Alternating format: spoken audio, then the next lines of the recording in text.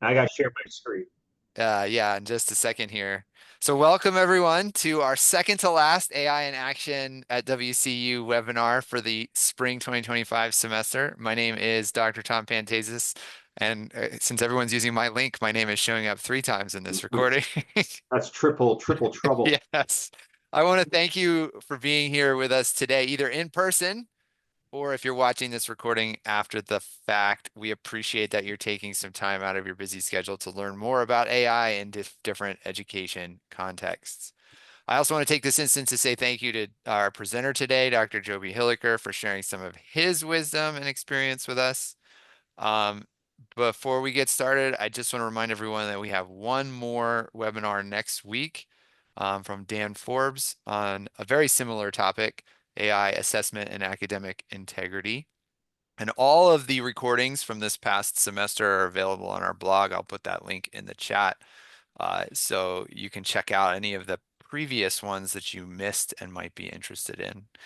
And with that, I will turn it over to Joby and let him share what he's going to share today. Thanks. Excellent. Well, thank you for the opportunity, Tom, and the TLC. All right, let me share my screen. All right. Are you able to see that? Yes. Excellent. Okay, great.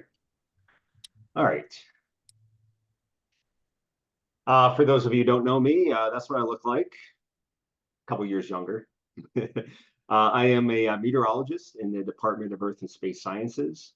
I'll be done with 21 years at Westchester University. So I've seen just a wonderful transformation and evolution, particularly when it comes to not only distance education and TLC and what Tom does, but just these issues, right, about AI, and specifically when it comes to online courses and just I guess, the easy access of sharing of activities.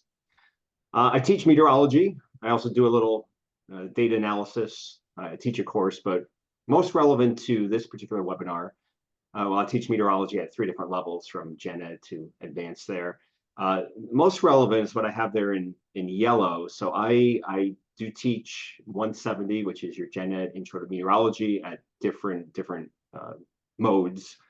Uh, and I started asynchronously online the first time it was available. I remember it well, trying to get that up to snuff starting, that was winter of 2014. Uh, and of course, I offer hybrid and in person. But one thing so having taught online for uh, a number of years, I noticed something recently. Well, we'll say in the last 5 years. So I would have 60 students per semester, and I more or less give the same type of activity with the same data, and everything was going well. And then I started to notice, you will expect consistent answers. If they're right, then that's even better. Uh, but I also noticed I was picking up on in my observations, like having to grade these activities, that I would get these really esoteric, weird, off the wall answers. I'm like, okay. And then they became repeated. So I knew that something behind the scenes was going on. And I happened to, well, if you Google, your name, which is always scary, but I happened to do a Google on ESS 170. It was about 5 years ago. And I, I was shocked. And maybe I was naive, but when you do an image search on ESS 170, and I did it both with the space and without the space, I was trying every permutation. Um, that's what I'm showing there, is that's exactly what I got. And what I noticed was there's these kind of clearinghouses, these websites, platforms like CourseHero.com. Chegg apparently was a popular one during COVID. There's a few more that I listed there. I noticed that students were submitting my activities. They were completed. Some had names on them, some were not. They were smart enough not to put their names on there. But of course, they were ungraded. So that kind of opened my eyes up to, okay, this is an issue. So I went through like the 3 stages of, well, grief, the 3 stages of whatever this is. First, it was disbelief. Then I got angered because I'm like, the students are posting what is copyrighted material. These are my own original activities that I post. And they're without knowing it, which is what I'm assuming. And then I was disappointed. And then I realized, besides the whole copyright legal impact, there's obviously an academic integrity issue. Let me show you an example of one activity. Um, you may laugh. So I do an activity, a question where I ask students, you can see the data table there. And I have data for 10 days in the month of April. I show temperature, dew point, and wind direction. I ask the students there in question A, I ask them between which two dates did a warm front cross Westchester University? And the answer is between the 21st and the 22nd. Uh, and I was getting responses like what you see there. And notice how the dates are not even on the table. So unfortunately, a fraction of students are not even looking. I mean, they're literally not even looking at the data. They're just copying what's online, and that's infuriating because it's easy, it's obvious what's happening. So yeah, we have these crowdsources websites that allow students to post course content, and that includes copyrighted material, intellectual property, right, of faculty members, which is a no-no. So the questions I want to motivate in this webinar, you can see them there. Just get a sense of like how pervasive is it? Are you, as another faculty member who might be teaching an online course? And I guess it doesn't necessarily have to be an online course, right? Are you aware of this? Can you do anything about it? And I wanted a discussion about what strategies perhaps others take. So question number one. So maybe do it right now. Check your courses. Literally do a Google search or whatever your favorite search engine is, and type in your course, and you get different results depending on if you had a space or not. If it's a common, like ESS 170 is not generally a common thing, so I get a really tight array of results. I will caution you though, there could be a lot on there that's not even yours, which is really interesting, which kind of makes sense. Maybe there's other ESS 170s out there. I've also noticed that there was some of my course activities under a different moniker, ESS 101. So you may want to check for that. And the easiest way to do that is just actually go into the website like CourseHero and just do a search on ESS if that's your 3-letter identifier. So I thought for the audience here, just get a sense of, are you aware of this? Are you aware of what's going on? And I kind of like it. I remember when I first was a faculty member, one of my mentors, Dr. Steve Good, he kind of said, what's happening is they're going to take your tests and they're going to put them in a folder in the back of, let's say, a fraternity or sorority, and access to everybody. So this is sort of like the 21st century version of that.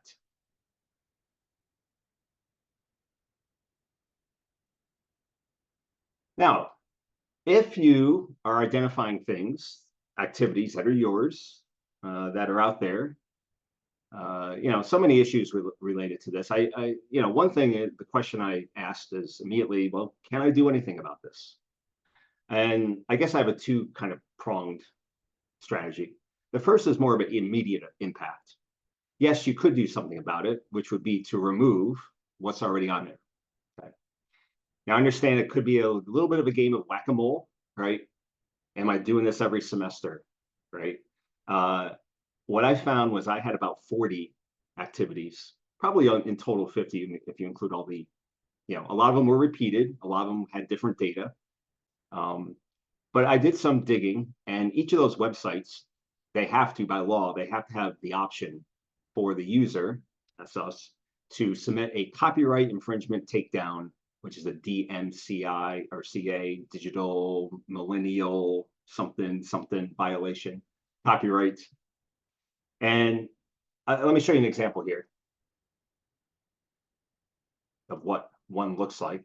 By the way, I'm going to post, so these are the direct links to at least those four, the takedown forms. And this one is from CourseHero, I believe. And basically what you need to do is a little bit of a pain in the neck. Okay, it's not going to take hours. It's not going to take 5 minutes. Took me about maybe 20 minutes or so.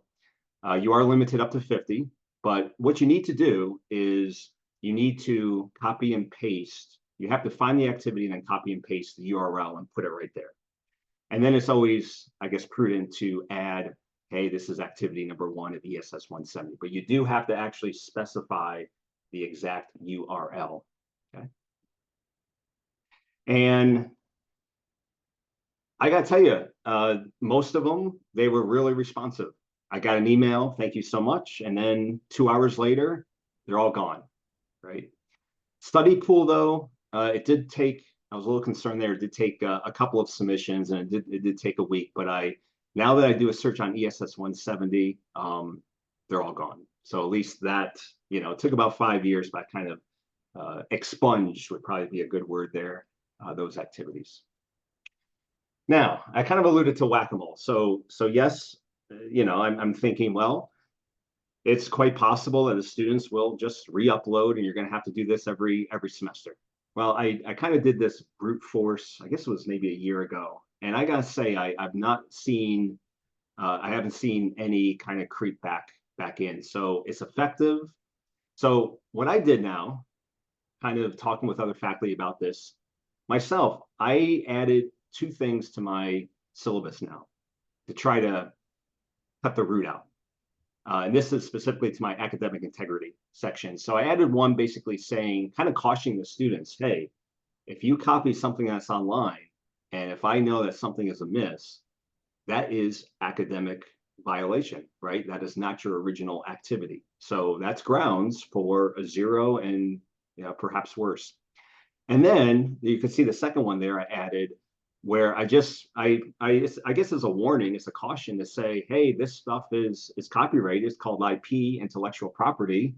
I put a lot of work in constructing these activities, also the PowerPoints. So yeah, if you post these online, you are, and you're breaking the law. It's a violation of copyright. And I will say they're supposed to, when I do identify a particular activity, there's always associated with the user, right? And that user tends to be anonymous. So what they'll do, I think what they do, particularly if it's repeated offensive, is they'll just cut the account. Maybe they send a warning email saying, hey, what you posted was in violation, maybe to scare the students. All right. So that's basically my 10-minute summary of what I had kind of focused on in my online course. I think with that 2-pronged strategy of just being vigilant, doing some searches out there, knowing that this is occurring. And what I've noticed is I am teaching ESS 170 online this semester, and I've not at all had the issues like I did last semester. So I feel like the time that I put into this was worth it. And at the end of the day, I want this to be a clean course. I want students to, make sure that, it's always going to be there. It's always going to be a temptation, but for me, I'm trying to give them, just set them right. So I'd like to end by just maybe discussing what are your strategies? Think about what strategies have you identified and to tackle this.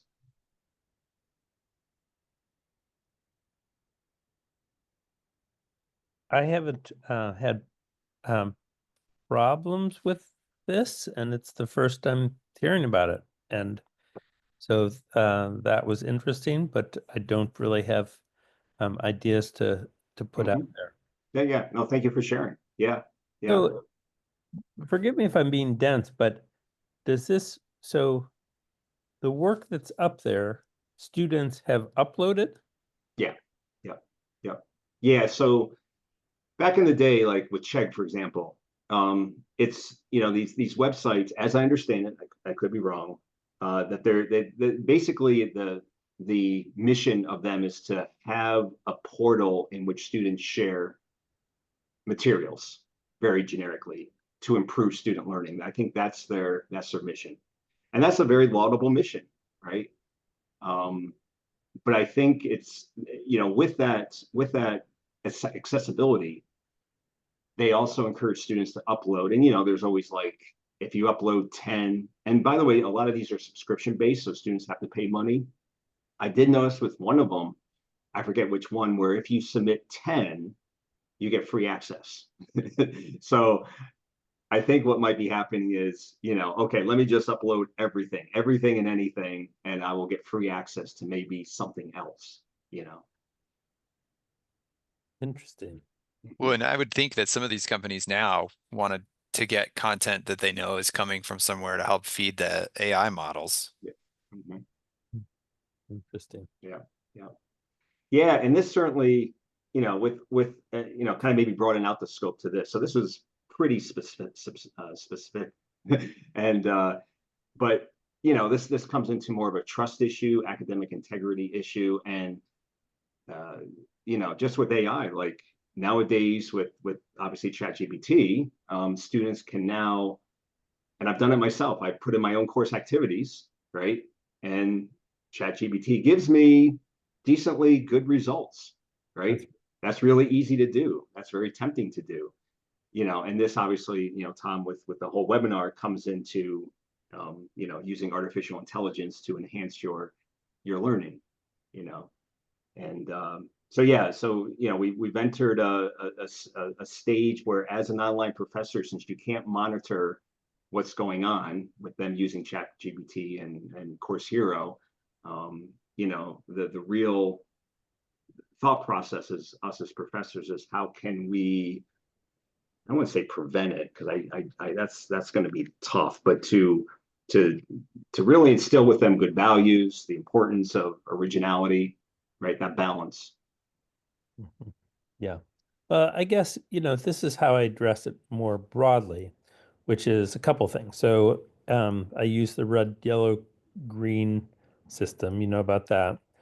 And then and this came from a book on teaching with AI. What the author was saying is we need to help students understand why they should um, go through the effort of doing it themselves rather than doing it uh, on Yeah. their by AI. And so I do this, and he said, most generally. So in each of my assignments, I start off with the AI usage um, uh, policy, red, yellow, green, and then I say, these are the kind of this is the kind of thinking that you will learn in this, and this is why I want you to X, Y, and Z. Similarly, with my readings on my course schedule, underneath the reading/videos, here, let's see, let me pull up one. So for example, on one day I said, viewing this week's content will help you to teach so that students remember what they learn. Yeah.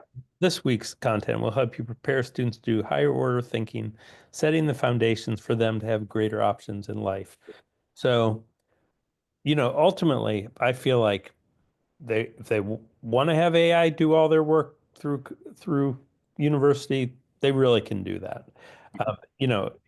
If they're not already, they can say, okay, put in 2 grammatical errors and 1 spelling error. They can say, here's one of my papers. Do it in my writing style. They can say, write this as an A- paper. And so in my mind, AI they could do it throughout. And so, and I say that at the beginning of class, or I don't tell them those ways, but I'm like, hey, here's the deal. I get it. You could have AI do all this work. And so here's why you shouldn't do that. You're paying good money, blah, blah, blah. No, that's great. And I love how you're identifying the course learning outcomes, right? The student learning outcomes. And you're absolutely right in that I don't think it's good use of our energy to try to prevent it, right?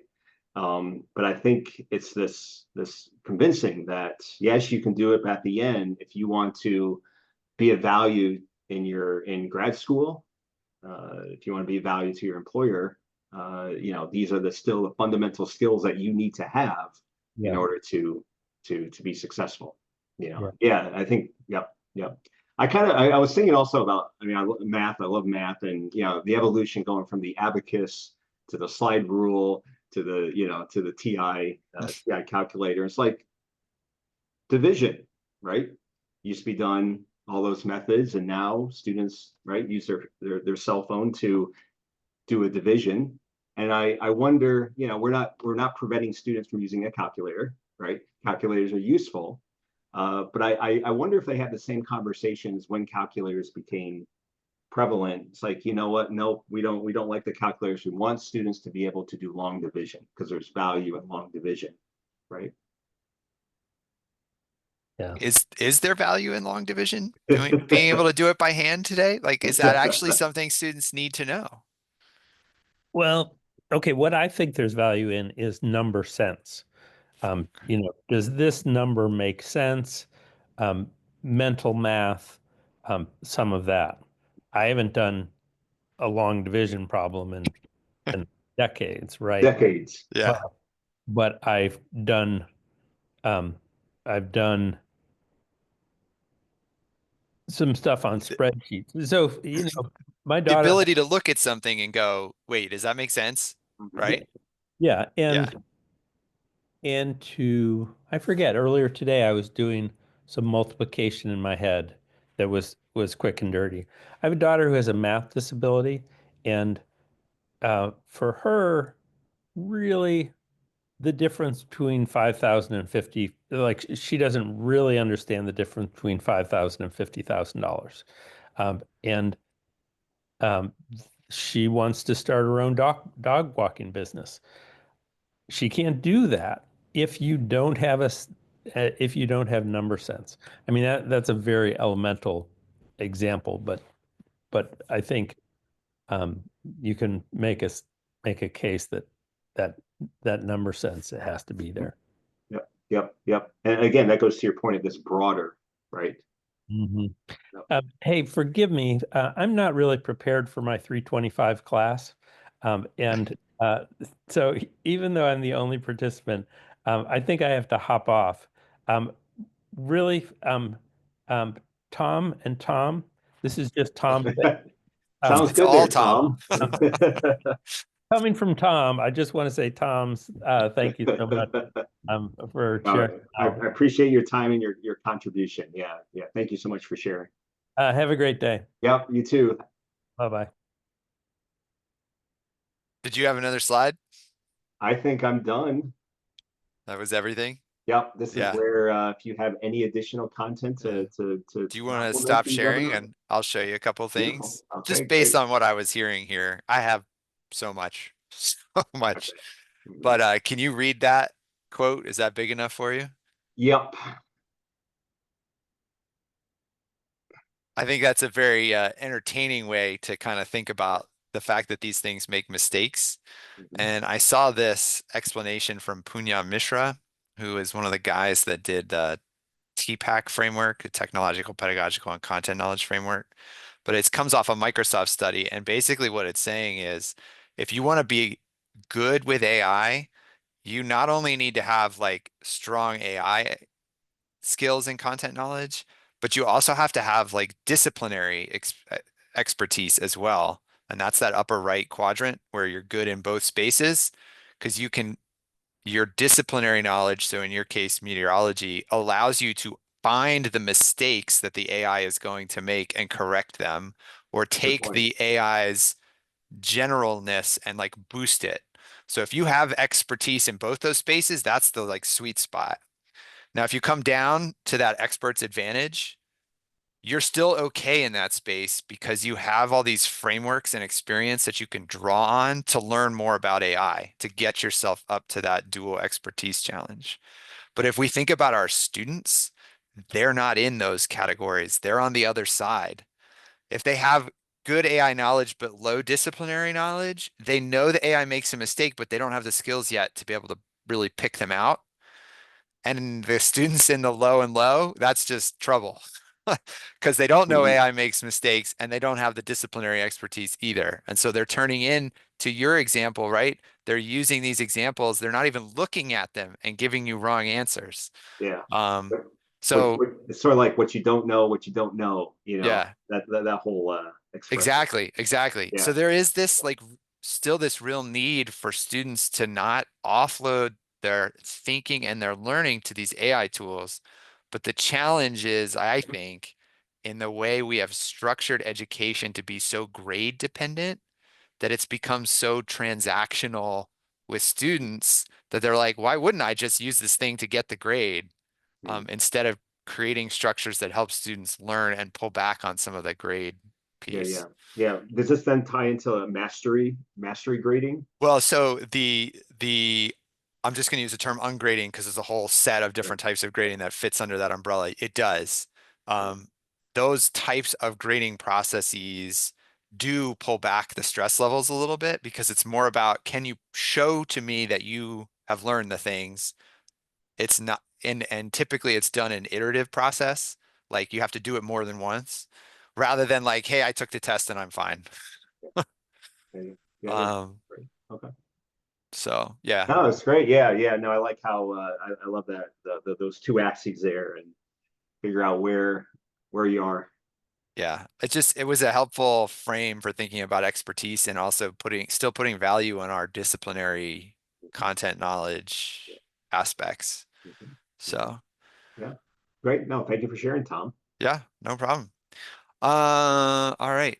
Well, I don't think we have any questions at this point, other than I did have one question for you. Do you have any Yeah. concern about the fact that your materials were out there for a while, that they got sucked up into AI models and were part of that training set, or you're not as concerned about that No, type of that's a really use? interesting point. No, I guess I was more looking at the what was immediately what I could actually see was, okay, this is happening. But it's a good point about, yes, if it's out there, then it's being used. But I like to think, well, I guess, okay. So I like to think that the value, that there's value in that, right? So if um, but what I don't know is that if there were obviously a lot of correct answers on those activities. I don't have a good sense of if the AI recognizes the student answers, how like minutia, how fine grained that is. But if there are incorrect answers, like I showed you, then that's also being sucked into Hmm. the AI model. There's a lot of Hmm. correct answers. So I like the value that, okay, here's somebody who took this concept and added some application, critical thinking, right? I mean Yeah. that's a great thing. That I think gets So us further.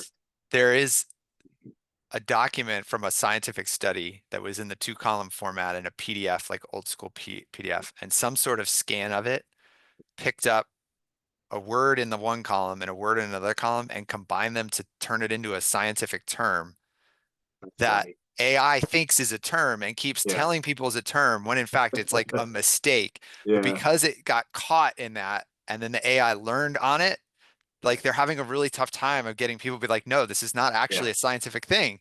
Yeah. Yeah. Yeah. Because so Yeah. many folks go to AI thinking that it gives the right answer. Yeah, yeah, yeah. It's like the air propagates, right? Which as a computer modeler, and whether computer models, that's a thing. Yeah, yeah. So, all right. Well, thank you very much, sir. The recording should be up within a day or so, and I'm going to stop the recording Yep, now at this yep. point. Appreciate the opportunity there, Tom.